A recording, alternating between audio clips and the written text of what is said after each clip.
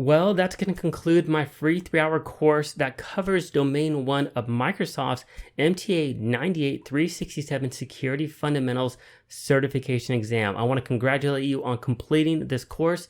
I hope that you learned a lot from it and you feel more prepared for the exam, specifically for Domain 1. If you enjoyed this video and the course, please give it a thumbs up and consider subscribing to my YouTube channel.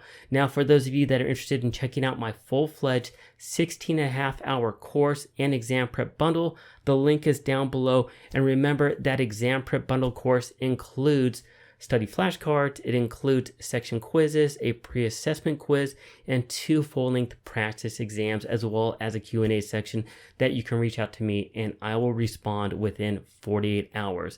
So again, thanks for watching my free course. I'm glad to have you here. I hope you enjoyed it and I hope that you have an awesome day. Take care.